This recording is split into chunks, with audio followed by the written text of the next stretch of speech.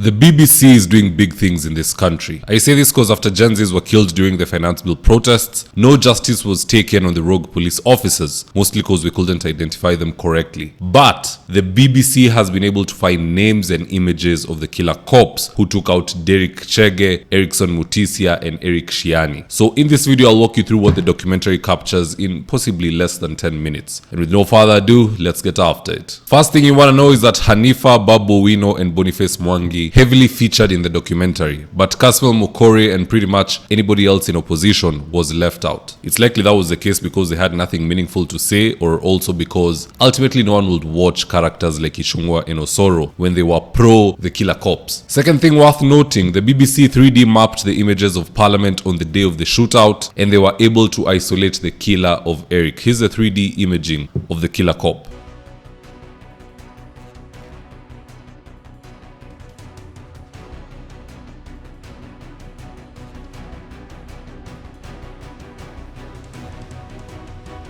And ultimately, they came up with this picture.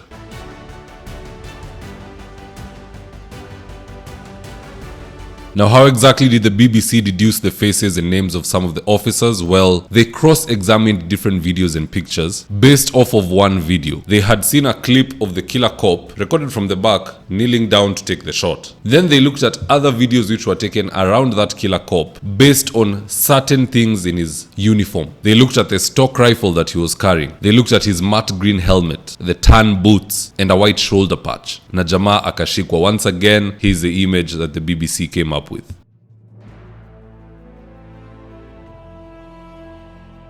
And so I believe the family will soon get justice because Kenyans are now actively doing groundwork to find the name and contacts of that individual. And I know they'll prevail soon enough. Third thing worth noting, the BBC did not forget to highlight how ruthless Ruto is. How so? By playing the video he called the Gen Z protesters criminals. And that's just moments after they were gunned down. Here's the tip. Today, Kenya experienced an unprecedented attack on its democracy, rule of law, and the integrity of its constitutional institutions. An otherwise legitimate expression of the fundamental rights and freedoms of assembly, demonstration, picketing, and petitioning of public authorities by a section of law-abiding citizens of the Republic of Kenya was infiltrated and hijacked by a group of organized criminals. That's a very important speech that the BBC didn't really dive into. Because at the end of the day, if the commander-in-chief of the armed forces calls Gen Z criminals, and then we see Kenya Army drop 1 or 2 Gen Zs, then where can we say the authorization to shoot to kill came from? Your guess is as good as mine. And this is a very big shock to Kenyans. Sababu, anytime people go to maandamano, it is the police who are usually doing these nasty and rogue things. Kenya Army is always neutral. That is why during protests, when Kenyans meet the Kenya Army, they celebrate, they dance around them, they know these are friends. They're not enemies. They're not here to throw tear gas, water cannon us, abduct us, or even kill us. But times are changing fast. Videos such as these are beginning to go viral.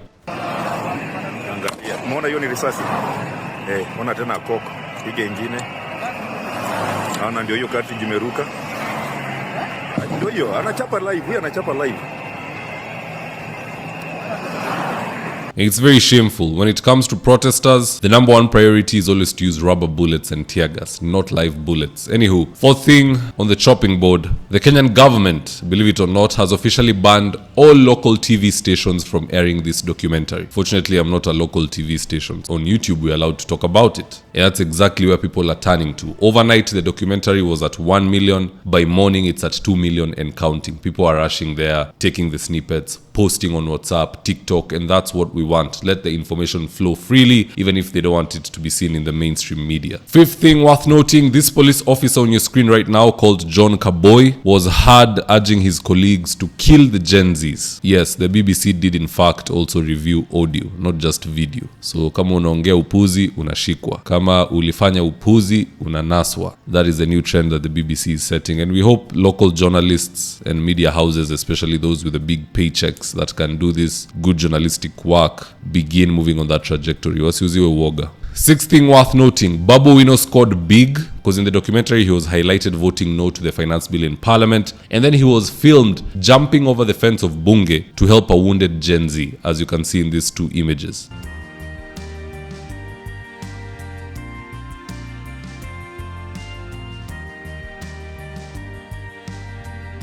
Those are the fruits of standing with the people. When their time comes to stand with you, they will do so without fail. Babuino will undoubtedly become the next governor of Nairobi and a strong party leader if he so chooses. Because if you look at history, he's always stood with the people. Now, all that is from a summary of a snippet of the BBC documentary. I don't know when they'll be releasing the holistic thing, but we'll be waiting for that. That's all I had for you today, guys. Do drop me your own comments in the comment section below. Do you think the BBC did commendable work? And now that the officers' images are out there and their names will shortly be released, what do you think should happen to them? Just drop your comments in the comment section below and I'll do my best to read them and to give you a response. In the event you're here for the first time, please go on and hit the subscribe button. And if you're watching for a different platform, just head on over to YouTube, search for David Wafula, hit the subscribe button. You're going to be getting a ton of content of this nature. If politics is something you're passionate about, this is definitely the one channel that you really need to subscribe to.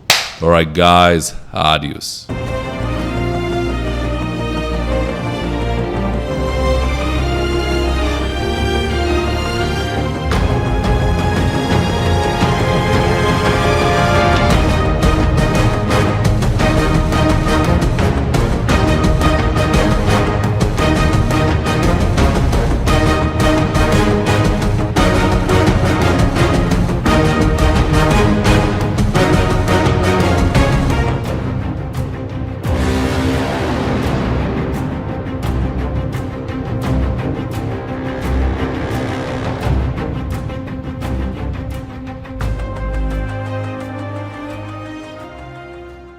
Thank you for choosing David Wafula as your primary news platform.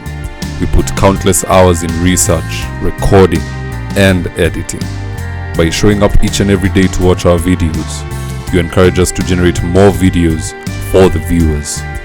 We are on a mission to inform, educate, and build a better tomorrow.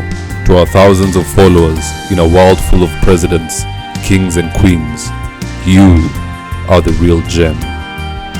Adios.